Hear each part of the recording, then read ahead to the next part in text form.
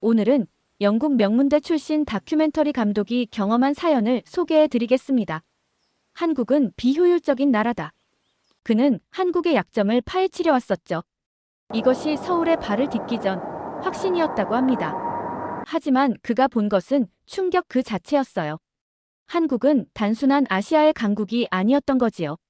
한국을 보고 그가 느낀 점이에요. 한국은 미래의 표준이다. 영국과 유럽이 따라가야 할 미래의 청사진이 여기 한국에 있다. 세계가 놀라는 대한민국의 저력. 영국 다큐멘터리 감독이 경험한 그 감동의 순간을 지금 목격해 보시죠.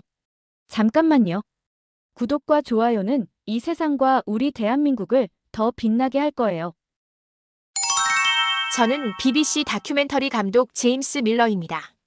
한국에 대한 특별한 다큐멘터리를 만들기 위해 서울에 왔습니다. 사실 오기 전부터 제 머릿속엔 분명한 그림이 있었죠. 한국은 비효율적인 나라라는 가설을 증명하는 프로젝트였으니까요. 영국인인 저는 오랫동안 체계적인 서구식 시스템이 가장 효율적이라고 믿어왔습니다. 한국은 급속도로 성장했지만 분명 그 이면에는 무언가 부족한 점이 있을 거라 확신했죠. 비효율적인 관료주의나 전통과 현대 사이의 모순 같은 것들 말입니다. 인천국제공항에 도착했을 때 저는 기내에서 미리 준비해둔 노트를 펼쳤습니다.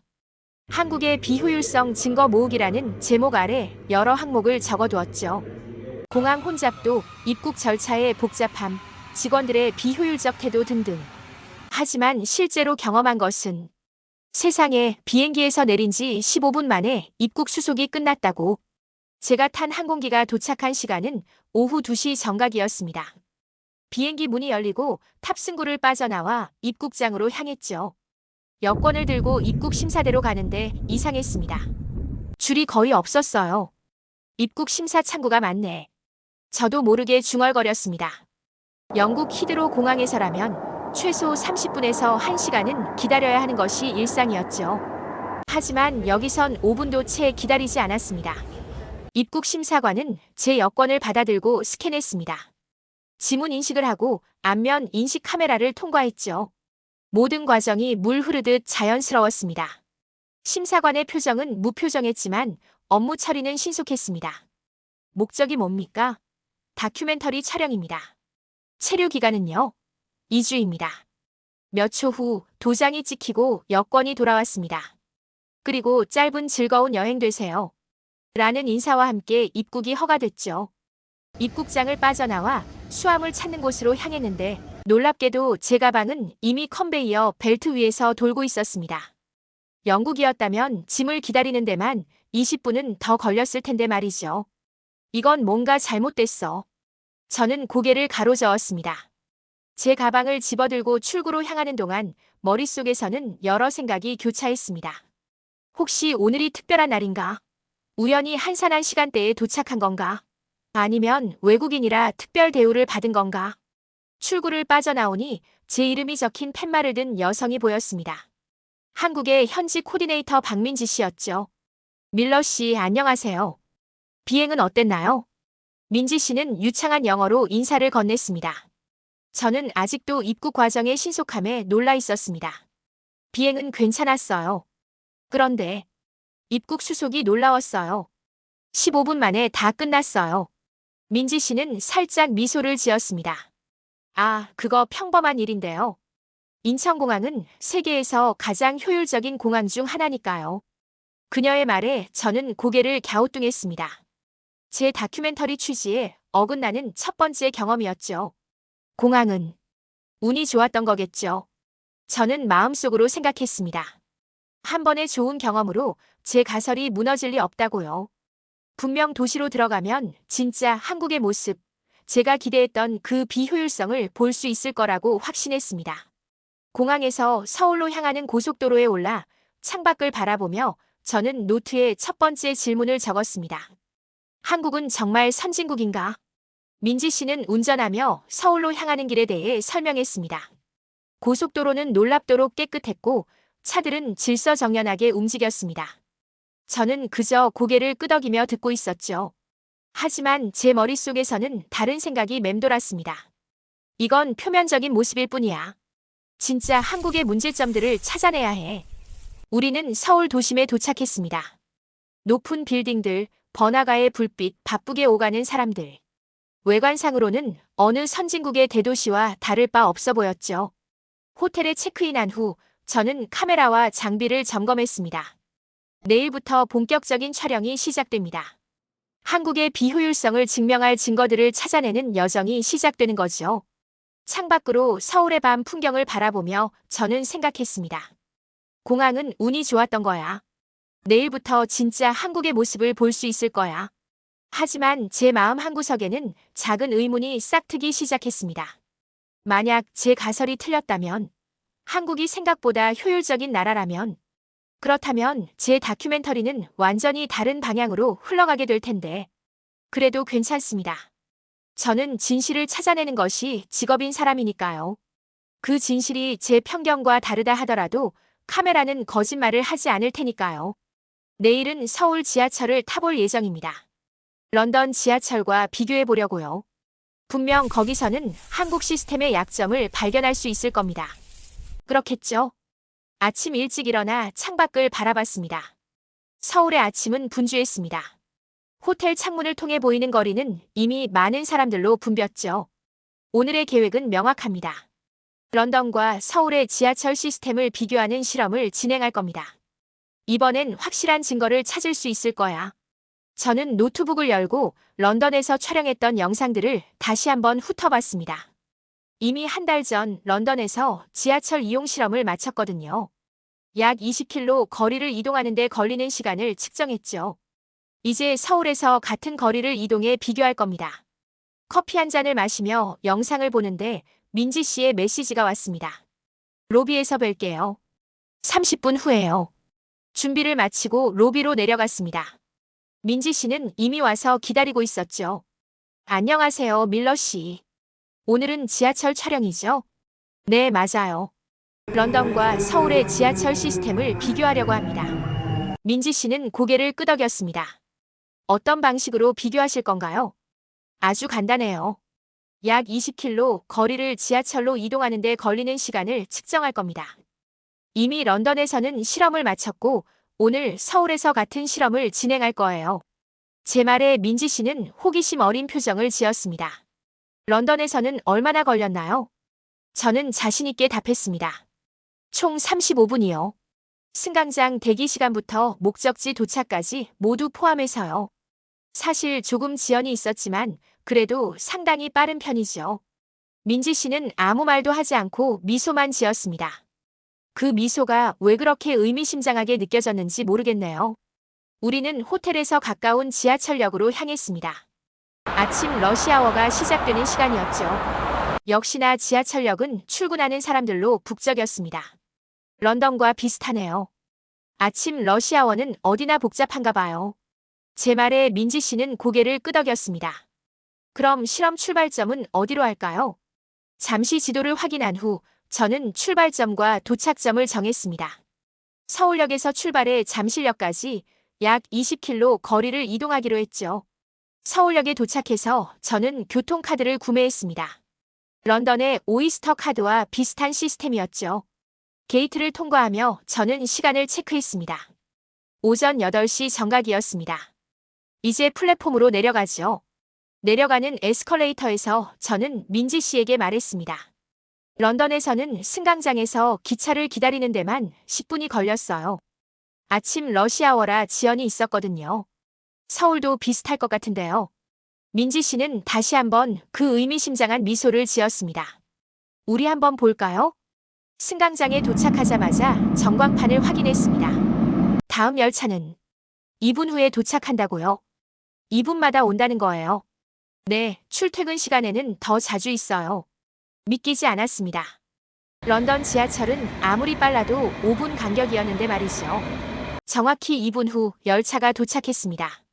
그런데 놀라운 건 열차가 꽉 차 있을 거라는 제 예상과 달리 사람들이 질서정연하게 타고 내리는 모습이었습니다.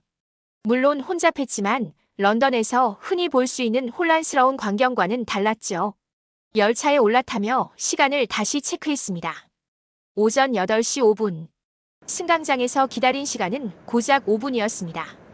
런던보다 훨씬 빠르네요. 저도 모르게 중얼거렸습니다. 민지 씨는 그냥 고개를 끄덕였죠. 열차가 출발했습니다. 창밖으로 빠르게 지나가는 서울의 풍경을 바라보며 저는 머릿속으로 계산을 했습니다. 런던에서는 승강장 대기 시간이 10분, 그리고 중간에 지연으로 5분이 더 걸렸죠. 서울에서는 어떨까요? 놀랍게도 열차는 정시에 강역에 도착했고 지연 없이 순조롭게 진행되었습니다. 게다가 열차 내부는 깨끗했고 와이파이까지 제공됐습니다. 런던 지하철에서는 상상할 수 없는 일이었죠. 중간에 한번 환승을 해야 했습니다. 런던에서라면 환승에만 적어도 10분은 걸렸을 텐데 서울에서는 놀랍게도 3분 만에 다음 열차에 탑승할 수 있었습니다. 환승이 이렇게 빠를 수 있나요? 네, 서울 지하철은 환승을 고려해 설계됐거든요. 환승 통로가 최적화되어 있어요. 민지 씨의 설명에 저는 그저 놀라움을 금치 못했습니다. 열차는 계속해서 정확한 시간에 역을 지나갔고 마침내 우리는 목적지인 잠실역에 도착했습니다. 시계를 확인하니 오전 8시 20분이었습니다. 20분? 20분 만에 도착했다고요? 저는 믿을 수 없다는 듯 시계를 다시 확인했습니다. 맞았습니다. 서울역에서 잠실역까지 약 20km 거리를 단 20분 만에 이동한 겁니다. 런던에서는 같은 거리를 이동하는데 35분이 걸렸는데 서울은 20분이라고요? 민지 씨는 미소를 지었습니다. 놀라셨나요? 저는 할 말을 잃었습니다. 제 가설은 완전히 뒤집어진 셈이었죠. 런던보다 서울의 지하철이 훨씬 효율적이라니. 이건 제가 예상했던 결과가 아니었습니다. 사실 처음에는 택시를 타려고 했어요. 제가 중얼거렸습니다. 뭐라고요? 아침 러시아워에 지하철은 복잡하고 시간이 오래 걸릴 거라 생각했거든요. 택시가 더 빠를 것 같았어요. 민지 씨는 웃음을 터뜨렸습니다. 아, 그럼 정말 놀랐겠네요. 서울에서는 러시아워에 택시보다 지하철이 훨씬 빠르거든요. 도로는 꽉 막히니까요.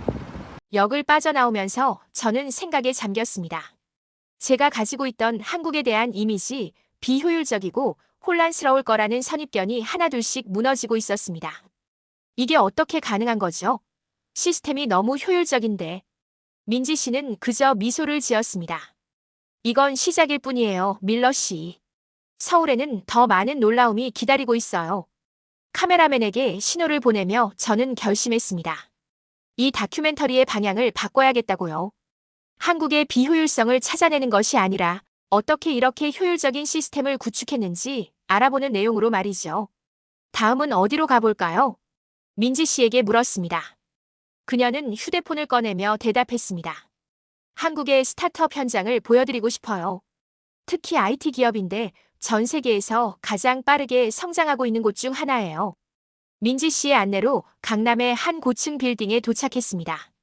엘리베이터를 타고 올라가며 저는 아직도 지하철 경험에서 헤어나오지 못한 상태였습니다. 이 나라는 제가 생각했던 것과 너무 달랐습니다. 이곳은 한국의 실리콘밸리나 다름없어요. 민지 씨가 설명했습니다. 엘리베이터 문이 열리자 넓은 오픈 오피스 공간이 펼쳐졌습니다. 테크 스타트업 퀀텀 로지스틱스의 본사였습니다. 벽면엔 거대한 디지털 보드가 걸려 있었고 20대, 30대로 보이는 직원들이 분주히 움직이고 있었습니다. 안내를 받아 CEO 이유진 씨의 사무실로 향했습니다. 안녕하세요, 밀러 씨. 오늘 인터뷰에 응해주셔서 감사합니다. 이유진 CEO는 생각보다 젊었습니다. 30대 중반으로 보이는 그녀는 편안한 티셔츠에 청바지 차림으로 우리를 맞았습니다. 영국이었다면 공식 인터뷰에 이런 복장은 상상하기 어려웠을 겁니다. 유진 씨가 감사할 일이 아닙니다. 제가 감사드려야죠. 우리는 자리에 앉았고 카메라맨이 장비를 설치하는 동안 간단한 대화를 나눴습니다. 이 회사가 어떤 일을 하는지 간단히 설명해 주실 수 있을까요? 유진 씨는 자신감 넘치는 목소리로 대답했습니다. 저희는 AI 기반 물류 시스템을 개발하는 회사입니다. 쉽게 말하면 인공지능이 물류 과정을 최적화하고 예측하는 거죠. 인터뷰가 시작되자 저는 첫 질문을 던졌습니다. 창업하신 지는 얼마나 되셨나요? 3년 됐습니다. 처음엔 직원 4명으로 시작했고 지금은 120명이 되었죠. 3년 만에 그렇게 빠르게 성장하셨다니 놀랍습니다. 비결이 뭔가요? 유진 씨는 잠시 생각하더니 대답했습니다. 속도입니다. 한국에서는 빨리빨리 문화가 있어요. 외국에선 이게 부정적으로 비춰지기도 하지만 사실 이건 한국의 가장 큰 경쟁력이죠. 그 말에 저는 호기심이 생겼습니다. 빨리빨리라는 말을 들어본 적이 있습니다. 조급하게 서두른다는 의미 아닌가요? 유진 씨는 고개를 저었습니다. 그렇게 오해하는 분들이 많아요. 하지만 한국의 빨리빨리는 조급함이 아니라 신속한 실행력과 결단력을 의미합니다. 예를 들어볼게요. 유진 씨는 태블릿을 꺼내 차트를 보여주었습니다. 이건 저희가 최근에 완성한 AI 물류 시스템 프로젝트인데요. 유럽의 한 파트너사와 함께 진행했습니다. 유럽 파트너는 이 시스템을 구축하는데 최소 6개월에서 1년이 걸릴 거라 예상했어요. 하지만 저희는 단 3개월 만에 완성했습니다. 어떻게 가능했죠? 바로 빨리빨리 문화 덕분이에요. 하지만 주의할 점은 우리가 품질을 희생하면서 빠르게 한 게 아니라는 겁니다. 오히려 그 반대예요.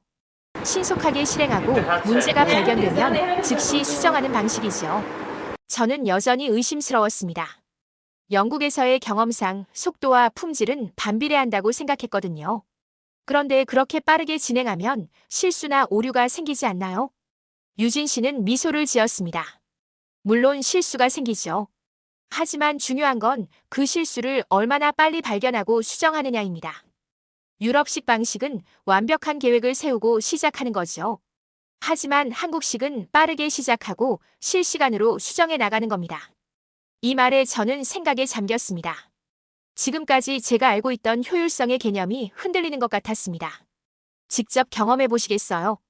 유진 씨의 돌발 제안에 저는 놀랐습니다. 경험이요? 어떻게요? 간단한 MVP를 만들어 보는 건 어떨까요? 최소 기능 제품이요. 1시간 안에 말이죠. 저는 당황했습니다. 1시간 안에 제품을 만든다니 말도 안 되는 소리였습니다. 그런데 저는 개발자가 아닌데요. 괜찮아요. 개발은 저희 팀이 할 테니 밀러 씨는 아이디어와 피드백만 주시면 됩니다. 생각할 틈도 없이 저는 회의실로 안내되었고 5명의 개발자가 이미 노트북을 펼치고 기다리고 있었습니다. 이분들이 밀러 씨의 아이디어를 1시간 안에 형태가 있는 제품으로 만들어 드릴 겁니다. 저는 여전히 믿기지 않았습니다. 영국에서라면 이런 회의는 적어도 몇 주의 준비 기간이 필요했을 텐데 말이죠. 어떤 서비스가 있으면 좋을까요? 개발자 한 명이 물었습니다. 저는 잠시 생각하다가 대답했습니다. 다큐멘터리 제작자로서 촬영 일정과 장비를 관리하는 앱이 있으면 좋겠네요. 개발자들은 즉시 메모를 시작했고 빠르게 아이디어를 주고받았습니다. 그들의 대화 속도가 너무 빨라서 따라가기 힘들 정도였습니다. 계속 지켜보셔도 되고 커피라도 드시면서 기다리셔도 됩니다. 정확히 1시간 후에 결과물을 보여드릴게요. 유진 씨가 말했습니다. 저는 호기심에 회의실에 남기로 했습니다. 놀랍게도 개발자들은 30분도 채 지나지 않아 기본적인 앱 구조를 만들어냈습니다. 45분이 되자 기본 기능이 작동하기 시작했고 정확히 1시간 후에는 간단하지만 실제 작동하는 앱이 완성되었습니다. 이게 가능한 건가요? 저는 놀라움을 숨기지 못했습니다. 앱은 단순했지만 기본적인 촬영 일정 관리와 장비 체크리스트 기능이 모두 구현되어 있었습니다. 이런 게 바로 한국식 빨리빨리입니다. 유진 씨가 설명했습니다. 하지만 유럽에서는 이런 접근 방식이 불가능해요. 우린 모든 가능성을 검토하고 완벽한 계획을 세우는데 집중하거든요. 그게 바로 문제예요. 유진 씨의 대답이 날카로웠습니다. 완벽한 계획이란 없어요. 시장은 계속 변하고 고객의 요구도 바뀌죠. 중요한 건 얼마나 빨리 적응하느냐입니다. 한국의 빨리빨리는 단순한 조급함이 아니라 변화에 대한 적응력이에요. 저는 점점 이해가 되기 시작했습니다. 제가 비효율적이라고 생각했던 빨리빨리 문화가 사실은 매우 효율적인 생존 전략이었던 거죠. 그런데 이런 방식이 모든 산업에 적용될 수 있을까요? 물론 모든 분야가 같은 속도로 움직일 순 없겠죠. 하지만 한국은 특히 IT, 전자제품, 엔터테인먼트 같은 분야에서 이 전략으로 세계적인 성공을 거두었어요. 삼성, LG, 현대 같은 기업들이 글로벌 시장에서 성공한 이유도 바로 이 빨리빨리 정신 덕분이죠. 인터뷰가 끝나고 나오면서 저는 많은 생각이 들었습니다. 제가 가진 효율성의 개념이 흔들리고 있었습니다. 유럽식 완벽주의가 항상 최선이 아닐 수도 있다는 생각이 들었죠. 어떻게 생각하세요? 민지 씨가 물었습니다. 사무실 건물을 나오며 저는 솔직하게 대답했습니다. 놀랍습니다. 제가 생각했던 것과 완전히 달라요. 한국의 빨리빨리는 단순한 조급함이 아니라 정교한 효율성 전략이군요. 민지 씨는 미소를 지었습니다. 다음은 어디로 가볼까요? 한국의 의료 시스템은 어떤가요? 영국의 NHS는 세계적으로 유명하지만 대기 시간이 길다는 문제가 있거든요. 다음 날 아침, 저는 끔찍한 상태로 눈을 떴습니다. 목이 아프고 콧물이 흐르고 머리가 지끈거렸습니다. 분명 감기에 걸린 것 같았습니다. 오랜 비행과 시차 그리고 강행군으로 인한 면역력 저하가 원인이었겠죠. 하필 이럴 때 침대에서 일어나 휴대폰을 확인했습니다. 오늘은 전쟁기념관 방문이 예정되어 있었는데 이 상태로는 힘들 것 같았습니다. 민지 씨에게 메시지를 보냈습니다. 죄송합니다. 감기에 걸린 것 같아요. 오늘 일정을 미뤄야 할 것 같습니다. 몇 분 후 민지 씨의 답장이 왔습니다. 괜찮으세요? 병원에 가보는 게 어떨까요? 한국 병원은 매우 빠르고 효율적이에요. 저는 쓴웃음을 지었습니다. 영국에서 감기로 병원에 가봤자 2주를 기다려야 하는데 말이죠. 결국 감기약 몇 알 처방받고 끝날 일입니다. 그래도 궁금증이 생겼습니다. 한국의 의료 시스템은 어떨까요? 네, 병원에 가보고 싶네요. 어디로 가야 할까요? 걱정 마세요. 30분 후에 로비에서 만나요. 제가 가까운 병원으로 모시고 갈게요. 저는 간신히 몸을 추스르고 로비로 내려갔습니다. 민지 씨는 이미 와 있었고 걱정스러운 표정으로 저를 맞이했습니다. 정말 안색이 안 좋네요. 바로 가요. 택시를 타고 10분 정도 이동했습니다. 도착한 곳은 평범해 보이는 건물이었고 1층에는 세브란스 내과의원이라고 쓰여 있었습니다. 여긴 일반 동네 병원이에요. 큰 대학병원도 많지만 간단한 감기는 여기서 충분히 치료받을 수 있어요. 저는 고개를 끄덕였습니다. 영국에서도 지역 클리닉이 있지만 대기 시간이 길기로 악명 높죠. 병원에 들어서자 리셉션에서 젊은 여성이 반갑게 맞이했습니다. 안녕하세요. 처음 오셨나요? 민지 씨가 간단히 설명했고 리셉션 직원은 제게 신분증을 요청했습니다. 여권만 있습니다. 괜찮아요. 여권으로도 등록 가능합니다. 여권을 건네고 간단한 종이 한 장을 작성했습니다. 이름, 생년월일, 주소, 증상 같은 기본 정보였습니다. 그리고 제 여권은 스캔되었고 바로 신분증 크기의 카드가 발급되었습니다. 이건 병원 카드입니다. 다음에 오실 때 가져오시면 더 빠르게 진료받으실 수 있어요. 저는 놀라웠습니다.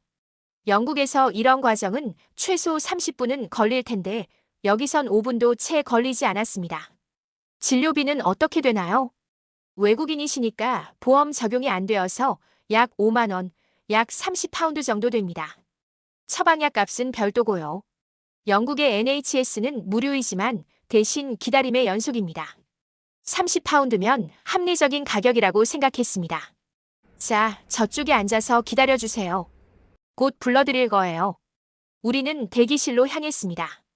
병원은 생각보다 혼잡했지만 모두가 질서정연하게 자기 차례를 기다리고 있었습니다. 대기 시간이 얼마나 될까요? 아마 15분에서 20분 정도.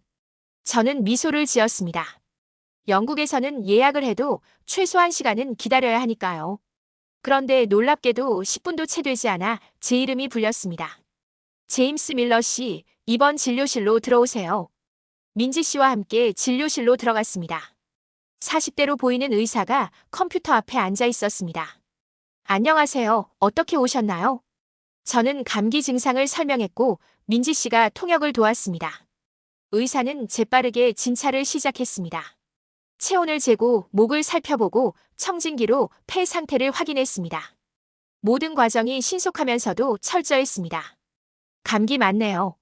심하진 않아 보입니다. 처방전 드릴 테니 약국에서 약을 받아 드세요. 그리고 의사는 컴퓨터로 뭔가를 빠르게 입력했습니다. 프린터에서 종이가 나오고 그는 그것을 저에게 건넸습니다. 하루에 3번 식후에 드세요. 3일분 처방해 드렸습니다. 더 심해지면 다시 오세요. 진료가 끝났고 우리는 수납 창구로 향했습니다.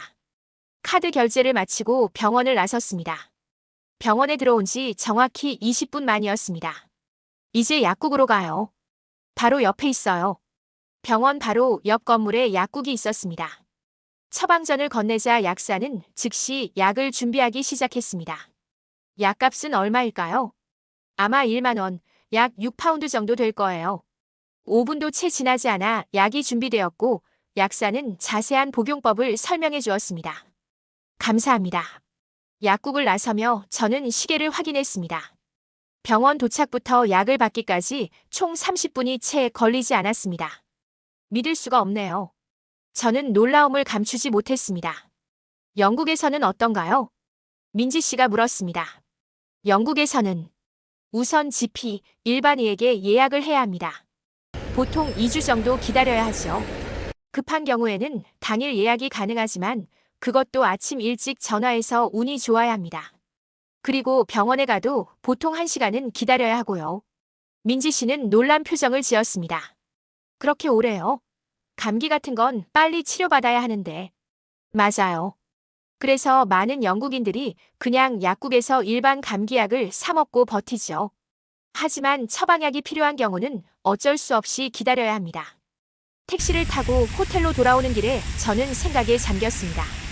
영국의 NHS는 무료라는 큰 장점이 있지만 효율성 면에서는 한국 의료 시스템에 한참 뒤처지는 것 같았습니다. 호텔에 도착해서 민지 씨와 헤어진 후 저는 약을 먹고 침대에 누웠습니다. 여전히 컨디션은 좋지 않았지만 마음은 이상하게 가벼웠습니다. 이 나라에서는 아픈 것조차 효율적으로 해결되니까요. 심지어 아프기도 더 효율적이네. 중얼거리며 저는 노트북을 펼쳤습니다. 지금까지의 경험을 정리할 필요가 있었습니다. 인천공항 15분 만에 입국 수속 완료, 영국은 최소 1시간. 서울 지하철 20km, 거리 20분 만에 이동, 런던은 35분. 스타트업 1시간 만에 MVP 개발, 유럽은 최소 몇 주. 병원 진료 30분 만에 진료부터 약 처방까지 완료, 영국은 최소 2주 대기. 이 모든 결과는 제가 원래 계획했던 다큐멘터리의 방향과 정반대였습니다. 한국이 비효율적이라는 걸 보여주려고 왔는데 오히려 영국이 비효율적이라는 사실을 깨닫게 된 거죠. 이건 완전히 새로운 각도의 다큐멘터리가 될 것 같은데. 그때 휴대폰에 민지 씨의 메시지가 왔습니다. 컨디션은 어떠세요? 내일 전쟁기념관 방문은 가능할 것 같나요? 저는 답장을 보냈습니다. 약을 먹고 좀 쉬었더니 많이 나아졌어요. 내일은 괜찮을 것 같습니다. 실제로 한국의 약이 빠르게 효과를 보이는 것 같았습니다. 아니면 단순히 심리적 효과일 수도 있겠죠. 어쨌든 저는 다음 날의 일정을 기대하기 시작했습니다. 민지 씨의 답장이 왔습니다. 좋아요. 내일은 한국의 역사를 이해하는데 중요한 장소를 방문할 거예요. 한국이 어떻게 이렇게 빠르게 발전할 수 있었는지 이해하는 데 도움이 될 거예요. 전쟁기념관. 한국 전쟁에 대해서는 기본적인 지식만 있었습니다. 1950년대에 있었던 남북한 간의 전쟁, 유엔군의 개입, 그리고 결국 휴전으로 마무리된 비극적인 역사 정도였죠. 이 나라의 역사가 오늘날의 효율성과 어떤 연관이 있을까? 침대에 누워 생각하다가 저는 점점 잠에 빠져들었습니다.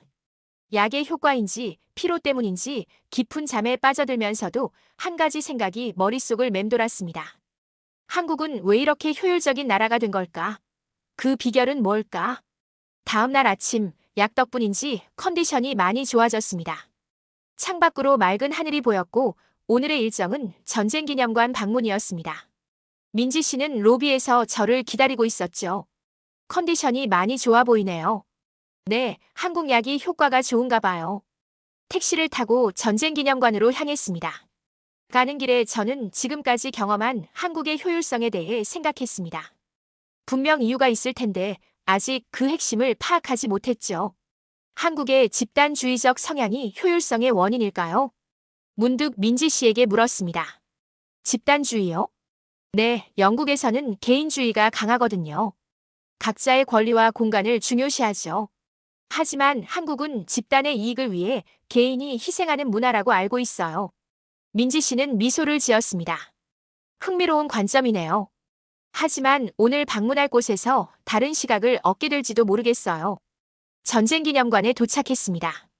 웅장한 건물 앞에는 다양한 군사 장비들이 전시되어 있었고 입구에서는 많은 학생들이 단체로 입장하고 있었습니다. 한국 전쟁에 대해 얼마나 알고 계신가요? 민지 씨가 물었습니다. 기본적인 사실만 알고 있어요.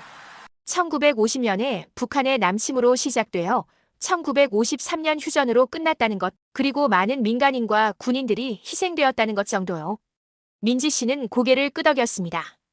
그럼 이 전쟁이 현대 한국에 어떤 영향을 미쳤는지도 아시나요? 솔직히 말하면 아직 그 연관성을 깊게 생각해 보진 않았어요. 전쟁기념관 내부로 들어서자 압도적인 규모의 전시물들이 눈에 들어왔습니다. 민지 씨는 제 표정을 살피며 미소를 지었습니다. 본격적인 관람 전에 짧은 영상을 먼저 보는 게 어떨까요? 우리는 영상실로 향했고 약 15분 길이의 다큐멘터리 영상을 시청했습니다.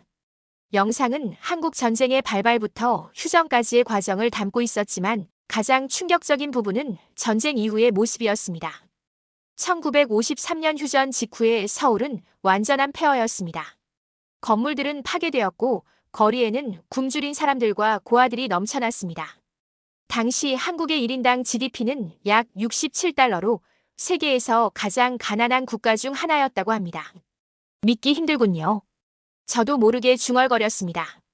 영상이 끝나고 불이 켜지자 민지 씨는 제 표정을 살폈습니다. 충격적이죠?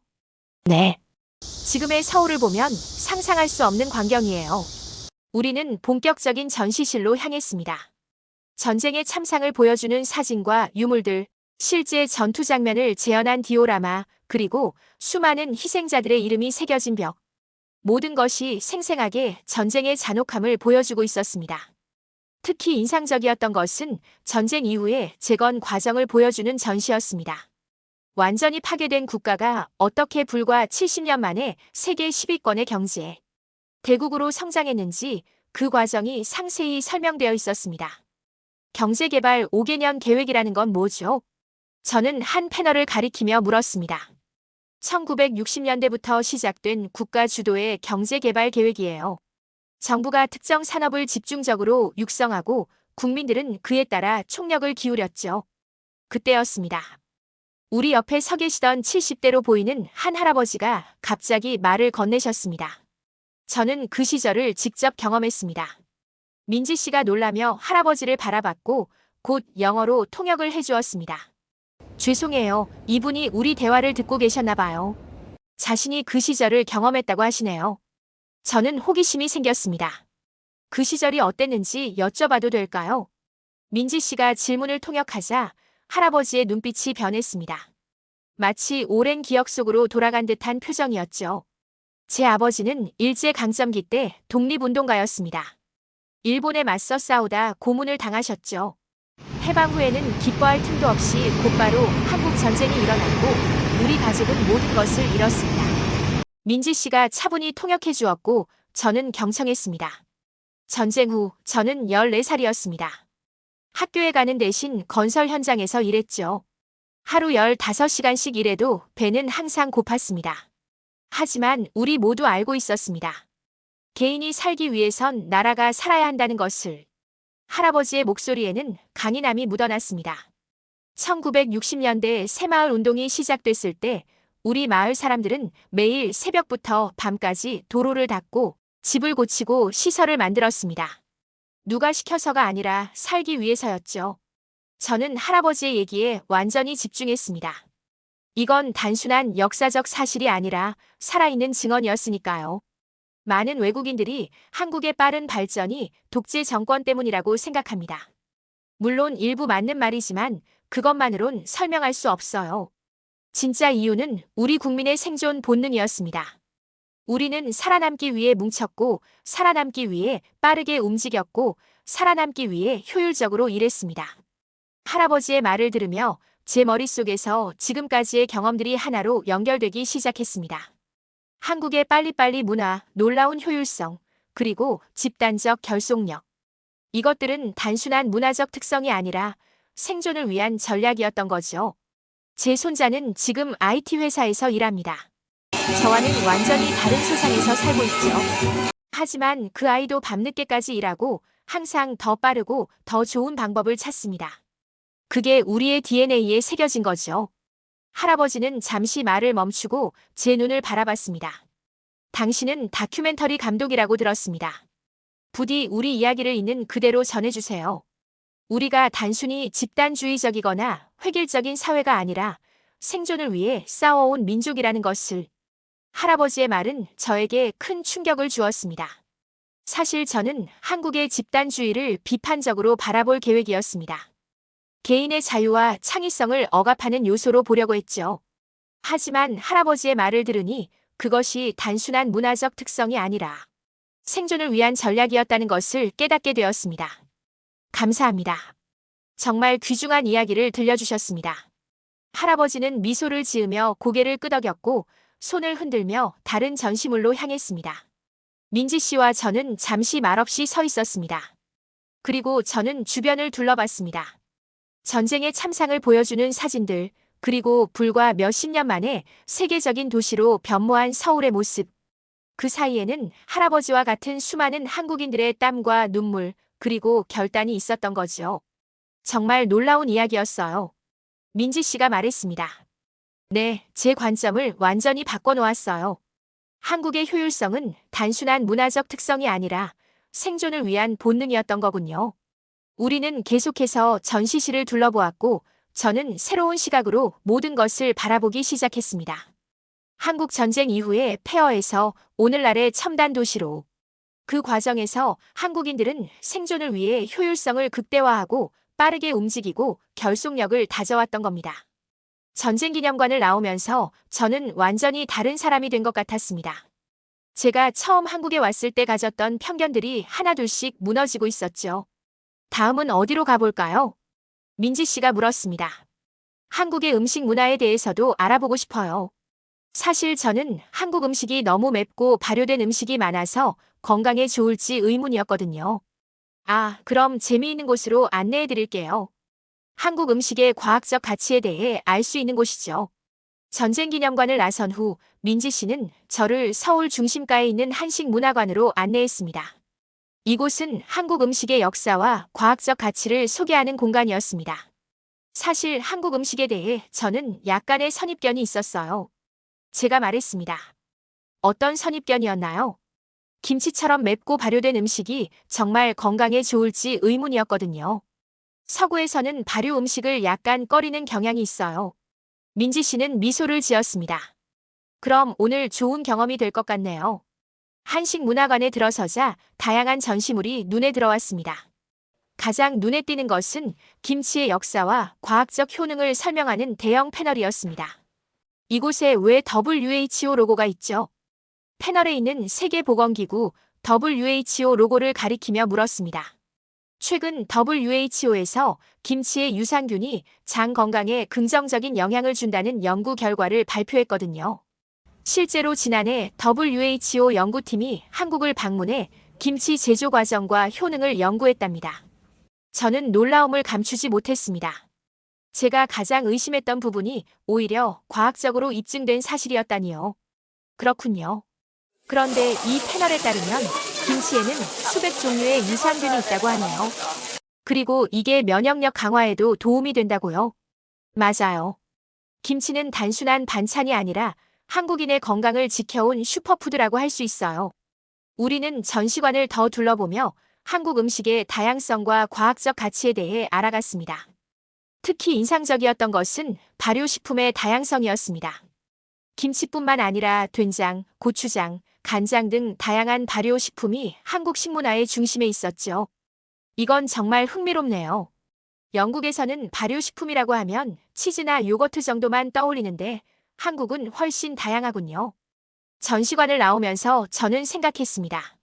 또 하나의 편견이 무너진 순간이었죠. 배가 좀 고픈데 어디서 점심을 먹을까요? 민지 씨가 물었습니다. 사실 저도 배가 고프네요. 간단하게 먹을 수 있는 곳이 있을까요? 그럼 특별한 경험을 해보시겠어요? 편의점에 가보는 건 어떨까요? 편의점이요? 저는 의아했습니다. 영국에서 편의점이라고 하면 그저 간단한 스낵이나 샌드위치를 파는 곳일 뿐 제대로 된 식사를 할 수 있는 곳은 아니었으니까요.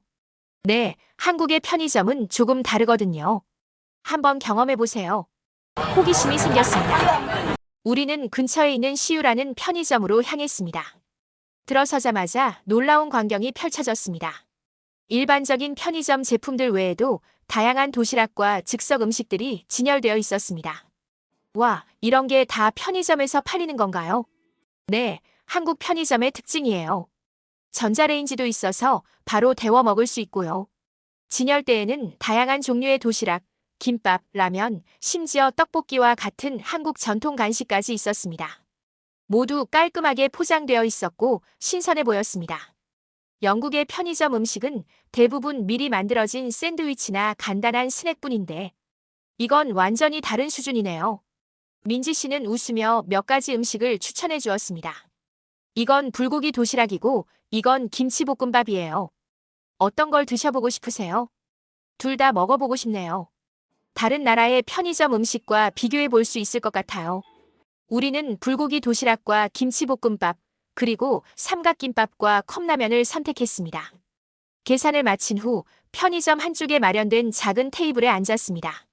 민지 씨는 전자레인지 사용법을 알려주었고 곧 따뜻한 음식이 준비되었습니다. 첫 번째로 불고기 도시락을 맛봤습니다. 세상에, 이게 편의점 음식이라고요? 영국의 레스토랑 음식보다 맛있는데요. 진심이었습니다. 불고기는 부드럽고 달콤한 맛이 났고 반찬으로 제공된 김치와 나물도 신선했습니다.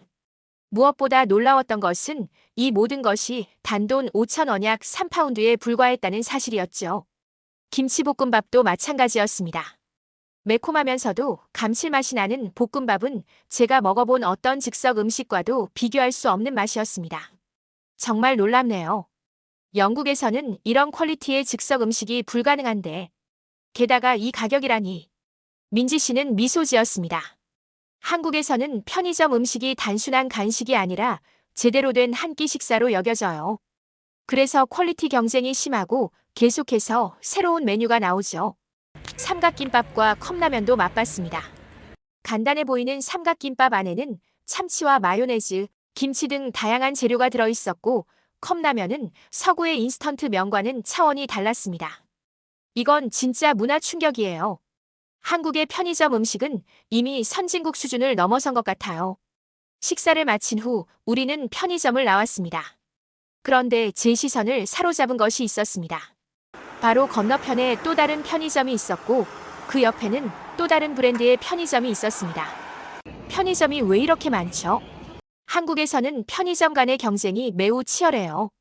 그래서 각 체인들이 계속해서 서비스를 개선하고 더 좋은 음식을 제공하려고 노력하죠. 소비자 입장에서는 좋은 일이죠. 이것이 바로 한국의 효율성을 뒷받침하는 또 다른 요소였습니다. 치열한 경쟁이 더 나은 서비스와 제품을 만들어내고 결국 소비자에게 혜택이 돌아가는 구조였죠. 한 가지 더 물어볼게요. 한국인들은 왜 이렇게 바쁘게 살아요? 편의점 음식이 이렇게 발달한 것도 그 때문인가요? 민지 씨는 생각에 잠긴 표정을 지었습니다. 부분적으로는 맞아요. 한국인들은 매우 바쁘게 살아가고 효율성을 중요시하죠. 하지만 그건 단순히 바쁘다는 것이 아니라 더 나은 미래를 위해 끊임없이 노력한다는 의미예요. 그 말을 듣고 저는 전쟁기념관에서 만났던 할아버지의 말이 떠올랐습니다. 생존을 위한 본능이 오늘날까지 이어져 더 나은 삶을 위한 끊임없는 노력으로 발전한 것이었죠. 오늘 저녁에는 특별한 계획이 있나요? 민지 씨에게 물었습니다. 밤에 서울을 둘러보는 건 어떨까요? 한국인들의 밤 문화도 매우 특별하거든요. 좋은 생각이네요. 영국에서는 저녁 8시가 넘으면 대부분의 가게가 문을 닫는데 서울은 어떤가요? 민지 씨는 웃음을 터뜨렸습니다. 서울에서는 밤 12시가 넘어도 활기가 넘쳐요. 특히 대학가나 번화가는 24시간 내내 사람들로 붐비죠. 그 말을 듣고 호기심이 커졌습니다. 영국과는 완전히 다른 생활 패턴이 있는 것 같았습니다. 대학생들이 그렇게 늦게까지 뭘 하는 거죠? 대부분은 공부해요. 도서관이나 스터디 카페에서요. 한국의 교육열은 세계적으로 유명하거든요. 교육열이라. 저는 한국의 또 다른 측면에 대해 알아보고 싶어졌습니다. 지금까지 효율성, 역사적 배경, 음식 문화를 살펴봤다면 이제는 한국인들의 밥 문화와 교육에 대해 알아볼 차례였습니다. 그럼 오늘 저녁에는 대학가를 방문해 볼까요? 한국 학생들의 모습을 직접 보고 싶네요. 좋은 생각이에요. 신촌이나 홍대 지역이 좋을 것 같아요. 대학생들이 많이 모이는 곳이거든요. 우리는 다음 일정을 위해 택시를 탔습니다. 창밖으로 보이는 서울의 풍경을 바라보며 저는 지금까지의 경험들을 다시 한번 되새겨봤습니다. 모든 것이 제 예상을 뒤엎고 있었고, 이제 저는 단순한 관찰자가 아니라 한국의 문화와 시스템을 진심으로 이해하고 싶어졌습니다. 오늘 밤은 어떤 놀라움이 기다리고 있을까요? 민지 씨는 그저 미소를 지었습니다. 직접 경험해보시면 알게 될 거예요. 저녁 식사 후 민지 씨와 함께 신촌 지역으로 향했습니다. 서울의 밤은 이제 막 시작되고 있었습니다. 시계를 보니 저녁 9시. 영국에서라면 이 시간이면 대부분의 상점들이 문을 닫고 사람들은 집으로 돌아가거나 술집에서 시간을 보내고 있을 시간입니다. 택시에서 내려 연세대학교 근처 거리를 걷기 시작했습니다. 놀랍게도 거리는 여전히 활기찼고 사람들로 붐볐습니다. 대학생으로 보이는 젊은이들이 이리저리 오가고 있었죠. 이 시간에도 이렇게 많은 사람들이 있네요. 민지 씨는 고개를 끄덕였습니다. 한국에서는 일상생활이 늦게까지 이어져요. 특히 이곳은 대학가라 학생들이 많죠. 우리는 거리를 따라 걸었고 문득 밝게 빛나는 건물이 눈에 들어왔습니다. 대형 유리창 너머로 많은 학생들이 책상에 앉아 책을 읽거나 노트북을 사용하는 모습이 보였습니다. 저게 뭐죠? 도서관인가요? 아니요, 스터디 카페예요. 학생들이 공부하기 위해 돈을 내고 이용하는 공간이죠. 호기심이 생겨 안으로 들어가 보기로 했습니다. 입구에는 요금제가 안내되어 있었고 시간당 혹은 종일권으로 이용할 수 있었습니다. 입장료를 내고 들어가자 놀랍게도 조용하고 집중된 분위기가 느껴졌습니다. 50명 넘는 학생들이 각자의 공간에서 묵묵히 공부하고 있었습니다. 와! 저도 모르게 감탄사가 나왔습니다. 영국에서 이런 광경은 상상하기 어려웠습니다. 특히 저녁 9시가 넘은 시간에 이렇게 많은 학생들이 공부하고 있다니요. 이 학생들 학기 중인가요? 시험 기간인가요? 특별한 시험 기간은 아니에요. 그냥 평범한 학기 중이죠. 그렇다면 이건 정말 놀라운 일이었습니다. 영국의 대학생들은 오후 수업이 끝나면 대부분 술집이나 클럽으로 향하거나 기숙사로 돌아가 친구들과 시간을 보내는 것이 일반적입니다. 물론 시험 기간에는 도서관에서 밤을 새우기도 하지만 그건 어디까지나 특별한 때의 일이죠. 이건 보통 일인가요? 매일 이렇게 공부하나요? 민지 씨는 고개를 끄덕였습니다. 대부분의 한국 학생들은 이렇게 공부해요. 물론 놀기도 하지만 공부에 많은 시간을 투자하는 것이 일반적이죠. 스터디 카페를 나와 거리를 더 걸었습니다. 이번에는 대학교 건물이 보였고 놀랍게도 불이 환하게 켜져 있었습니다. 저건 연세대학교 도서관이에요. 안에 들어가 볼까요? 대학 외부인도 들어갈 수 있나요? 특별 허가를 받을 필요가 있긴 하지만 제가 예전에 이 학교 학생이었거든요. 친구에게 부탁해 볼게요. 민지 씨의 도움으로 우리는 대학 도서관에 들어갈 수 있었습니다. 시계는 이제 저녁 10시 30분을 가리키고 있었지만 도서관은 거의 만석이었습니다. 학생들은 각자의 자리에서 책을 읽고 노트를 정리하고 노트북으로 작업하고 있었습니다. 저는 옥스퍼드대에서 공부했지만 이런 광경은 본 적이 없어요. 물론 시험 기간에는 도서관이 붐비지만 평소에는 말을 잇지 못했습니다. 영국에서 평일 저녁 10시 30분에 대학 도서관은 한산하거나 거의 비어있는 것이 일반적이니까요. 한 구석에 오래된 소파가 있는 휴게 공간이 보였고 거기서 잠시 쉬기로 했습니다. 민지 씨는 학생들에게 방해가 되지 않도록 작은 목소리로 이야기했습니다. 이런 공부 문화가 한국의 교육 시스템을 만들어냈고 결국 오늘날의 발전된 한국을 이끌었다고 볼 수 있어요. 하지만 왜 이렇게 열심히 공부하는 거죠? 영국에서는 균형 잡힌 삶을 강조하는데 민지 씨가 미소를 지었습니다. 한 학생에게 직접 물어보는 게 어떨까요? 그녀는 주변을 둘러보더니 잠시 휴식을 취하러 온 듯한 남학생에게 다가갔습니다. 짧은 대화 후 그 학생은 우리 테이블로 와 앉았습니다. 안녕하세요. 저는 김준호라고 합니다. 연세대학교 경영학과 3학년이에요. 민지 씨가 간단히 상황을 설명해 주었고 저는 질문을 던졌습니다. 왜 이렇게 늦은 시간까지 공부하나요? 영국 학생들은 보통 이 시간에 친구들과 어울리거나 쉬는데 준호는 잠시 생각하더니 대답했습니다. 우리는 더 나은 미래를 만들고 싶어요. 한국은 자원이 많지 않은 나라예요. 우리가 가진 건 사람뿐이죠. 그래서 교육이 중요해요. 그의 진지한 대답에 저는 깊은 인상을 받았습니다. 그렇다고 해도 이렇게 늦게까지 공부하는 건 힘들지 않나요? 준호는 미소를 지었습니다. 물론 힘들죠. 하지만 우리 부모님 세대는 더 힘든 시간을 겪었어요.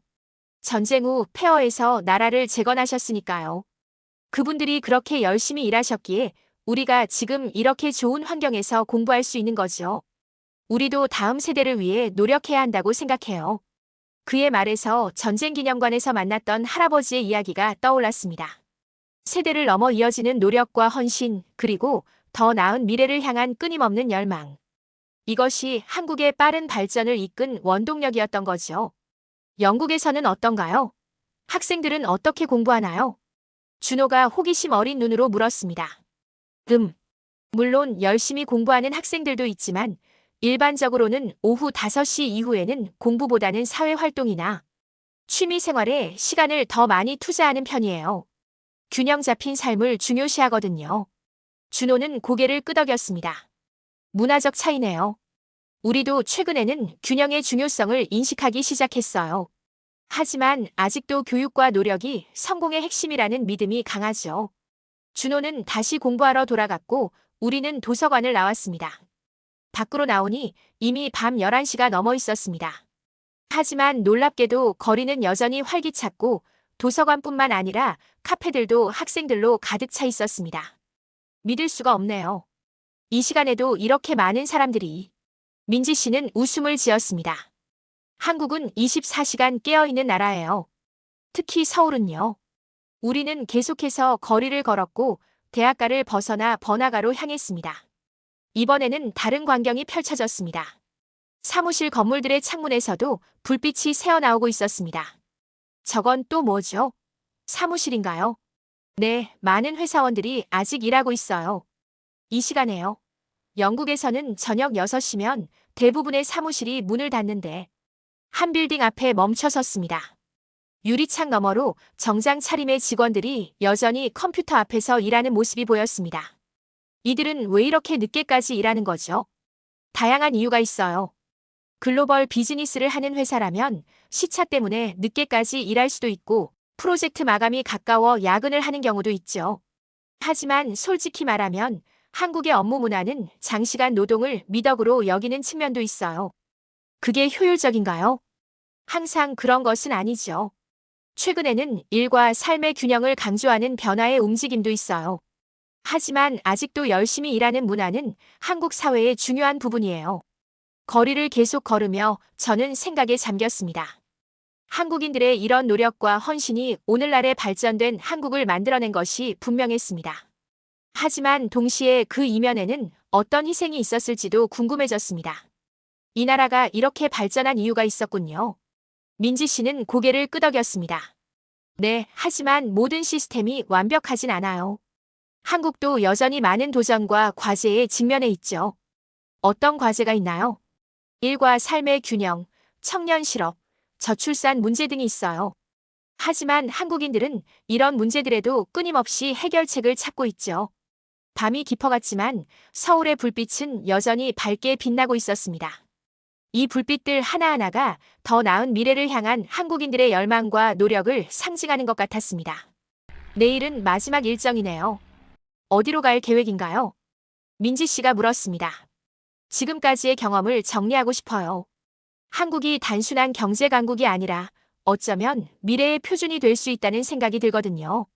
한국에서의 마지막 날, 저는 인천공항으로 향하기 전 호텔방에서 지난 2주간의 경험을 정리하고 있었습니다.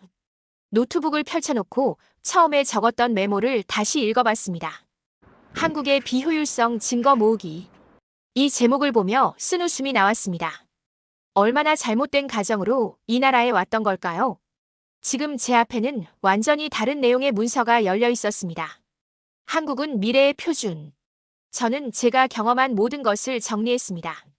인천공항의 놀라운 입국 절차부터 시작해 서울 지하철의 효율성, 스타트업의 빠른 실행력, 병원의 신속한 진료, 한국인들의 역사적 경험, 음식 문화의 과학적 가치, 그리고 밤늦게까지 이어지는 교육과 노동의 열정까지. 모든 것이 제가 가지고 있던 편견을 완전히 무너뜨렸습니다. 문득 창밖을 바라보니 서울의 아침이 밝아오고 있었습니다. 고층 빌딩들 사이로 떠오르는 태양이 마치 새로운 세계의 시작을 알리는 것 같았습니다. 민지 씨가 곧 로비에서 만나기로 했습니다. 짐을 정리하고 마지막으로 방을 둘러보았습니다. 이제 이 나라를 떠날 시간이 왔습니다. 하지만 저는 처음 왔을 때와는 완전히 다른 사람이 되어 돌아갑니다. 로비에 내려가니 민지 씨가 이미 와서 기다리고 있었습니다. 모든 준비는 끝나셨나요? 네, 다 됐어요. 그런데 출국 전에 한 가지 부탁이 있습니다. 뭐든지 말씀하세요. 다큐멘터리의 마지막 장면을 촬영하고 싶어요. 한강공원에 잠시 들를 수 있을까요? 민지 씨는 미소를 지었습니다. 물론이죠. 시간은 충분해요. 택시를 타고 한강공원으로 향했습니다. 아침 일찍이었지만 이미 많은 사람들이 조깅을 하거나 자전거를 타고 있었습니다. 한강 너머로 보이는 서울의 전경은 그야말로 장관이었습니다. 카메라맨이 장비를 준비하는 동안 저는 마지막 인터뷰를 위해 생각을 정리했습니다. 모든 준비가 끝나고 카메라가 돌아가기 시작했습니다. 저는 2주 전 한국의 비효율성을 증명하기 위해 이 나라에 왔습니다. 서구의 체계적인 시스템이 가장 효율적이라는 편견을 가지고 있었죠. 하지만 지금 저는 완전히 다른 결론을 내리게 됐습니다. 잠시 숨을 고르고 계속했습니다. 한국은 비효율적인 나라가 아니라 오히려 제가 본 가장 효율적인 나라였습니다. 인천공항에서의 15분 입국 절차부터 20분 만에 20km를 이동하는 지하철, 1시간 만에 MVP를 만들어내는 스타트업, 30분 안에 진료부터 약 처방까지 완료되는 병원 시스템까지 모든 것이 놀라웠습니다. 한강을 배경으로 서서 저는 계속해서 말을 이어갔습니다. 그러나 더 중요한 것은 이 효율성의 이면에 있는 이야기입니다. 한국은 불과 70년 전 전쟁의 폐허에서 시작했습니다. 아무것도 없는 상태에서 오늘날의 경제 강국으로 성장했죠. 그 과정에서 한국인들은 생존을 위해 효율성을 극대화하고 끊임없이 더 나은 방법을 찾아왔습니다. 바람이 불어오자 잠시 머리카락을 정리하고 다시 말을 이었습니다. 한국의 빨리빨리 문화는 단순한 조급함이 아니라 변화에 빠르게 적응하는 전략이었습니다. 김치와 같은 발효 음식은 단순한 전통이 아니라 제한된 자원 속에서 최대한의 영양을 얻기 위한 지혜였죠. 그리고 밤늦게까지 이어지는 공부와 일은 더 나은 미래를 만들기 위한 헌신이었습니다. 카메라는 계속해서 돌아가고 있었고 한강의 물결은 잔잔히 흘러갔습니다. 이제 저는 확신합니다. 한국은 단순한 경제 강국이 아닙니다. 한국이야말로 미래의 표준입니다. 빠르게 변화하는 세계에서 어떻게 적응하고 성장해야 하는지 보여주는 모델이죠. 영국과 유럽이 따라가야 할 시스템이 바로 여기 있습니다. 그리고 마지막으로 제 다큐멘터리의 결론을 말했습니다. 제가 틀렸습니다. 한국은 단순한 선진국이 아닙니다. 한국이야말로 미래의 생존 모델입니다. 이 나라가 보여준 회복력, 적응력, 그리고 끊임없는 혁신의 정신은 빠르게 변화하는 세계에서 우리 모두가 배워야 할 교훈입니다. 카메라가 멈추고 마지막 촬영이 끝났습니다. 민지 씨가 다가와 미소를 지었습니다. 훌륭한 결론이었어요. 진심이에요. 이 여정은 저에게 정말 많은 것을 가르쳐 주었습니다. 우리는 다시 택시를 타고 인천공항으로 향했습니다. 가는 길에 저는 창밖으로 보이는 한국의 풍경을 마음에 담았습니다. 고층 빌딩들, 바쁘게 오가는 사람들, 그리고 어디서나 느껴지는 활기. 이 모든 것이 역경 속에서도 끊임없이 앞으로 나아가는 한국의 정신을 보여주는 것 같았습니다. 공항에 도착해서 저는 민지 씨에게 진심 어린 감사의 마음을 전했습니다. 정말 감사합니다. 당신 덕분에 한국의 진정한 모습을 볼 수 있었어요. 민지 씨는 웃으며 대답했습니다. 언제든 다시 오세요. 한국은 항상 변화하고 있으니까 다음에 오시면 또 다른 모습을 보실 수 있을 거예요. 체크인과 보안 검색을 마치고 저는 출국장으로 향했습니다. 비행기를 타기 전 마지막으로 한국의 땅을 밟으며 생각했습니다. 내가 만들 다큐멘터리는 분명 많은 사람들의 시각을 바꿀 거야. 한국이 단순한 경제적 성공 사례가 아니라 미래를 향한 청사진이라는 것을. 그리고 이 나라가 보여준 생존과 번영의 전략이 우리 모두에게 중요한 교훈이 된다는 것을. 비행기에 탑승하고 창가 자리에 앉았습니다. 비행기가 이륙하면서 서울의 전경이 점점 작아지는 것을 바라봤습니다. 하지만 이 나라가 제 마음속에 남긴 인상은 결코 작아지지 않을 것입니다. 노트북을 꺼내 다큐멘터리의 제목을 다시 한번 적어봤습니다. 한국은 미래의 표준. 그리고 그 아래에 부제를 추가했습니다. 어떻게 한 나라가 폐허에서 미래를 창조했는가. 한국에서의 이주는 끝났지만 이 경험이 가져온 변화는 이제 막 시작되었을 뿐입니다. 비행기가 구름 위로 솟아오르고 저는 잠시 눈을 감았습니다. 머릿속에는 한국에서 만난 사람들의 얼굴이 떠올랐습니다. 스타트업 CEO 이유진 씨, 전쟁기념관에서 만난 할아버지, 대학생 김준호, 그리고 제 안내자 민지 씨. 그들 모두가 저에게 한국의 진정한 모습을 보여주었습니다. 고맙습니다. 저는 마음속으로 감사의 인사를 전했습니다. 그리고 다짐했습니다. 이 다큐멘터리를 통해 세계가 한국을 새로운 시각으로 바라볼 수 있도록 제가 경험한 놀라운 진실을 있는 그대로 전달하겠다고.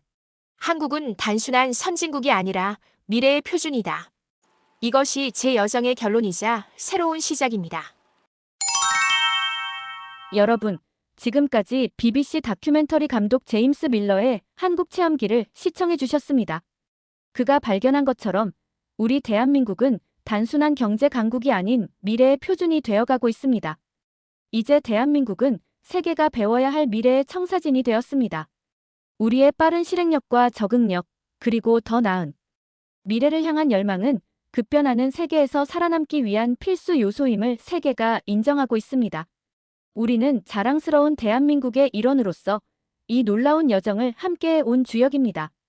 앞으로도 계속해서 세계를 놀라게 할 우리나라의 발전을 기대하며 다음 편에서 더 흥미로운 이야기로 찾아뵙겠습니다. 긴 시간 끝까지 시청해주셔서 감사드리며 구독과 좋아요, 알람 설정과 댓글까지 부탁드립니다.